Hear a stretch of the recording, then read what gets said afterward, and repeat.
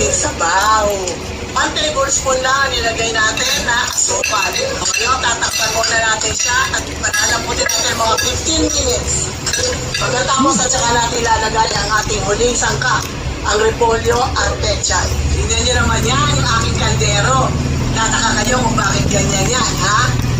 Alam niyo, galing pa ng Dubai yan nung pumunta ako. Alam niyo kung saan ko nilagay yan? Sa suitcase ko, sa maleta ko. At yung loob yan, nilagyan ko ng mga damit ko. Oh, di nakarating siya dito, balikbayan, yan. Usually, ginagamit nila yan sa pagluluto ng biryani nila. Tapos may manok sa ibabaw.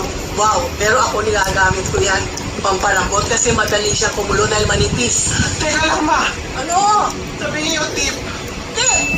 Yung gawing lugaw, diba? Oo nga! Diba? Lagyan na ng luya, sibuyas yan. Lugaw na!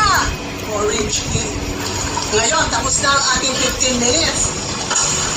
Malambot na yung ating patatas, kamote at carrots. Lalagay na natin ang ating mga greens. Okay? Lagyan na natin sa ibabaw ang ating repolyo. So full.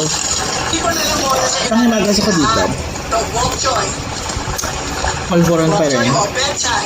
Bigay ni ate Para niya. maluto. Oh, cook lang yan. Okay na. Sinutik-utik ko siya. Ito na lang din gagamitin kong kutsara. Huwag kang maarte. Order now on Food Panda. Oh boy. Para maluto. Oh, cook lang yan. Okay na. Kasi pangit naman pagka masyadong overcook. Tayo natin siya ng mga 5 minutes na. Kakain na tayo. Hindi ko nilagay lahat ng ating vegetables. Kasi, para reserva rin doon sa kabila. Kaya pwede nating palambutan ulit yung mga vegetables na yan. Pag naubos na yung mga vegetables doon. Para hindi siya lumataka agad ng sabay-sabay.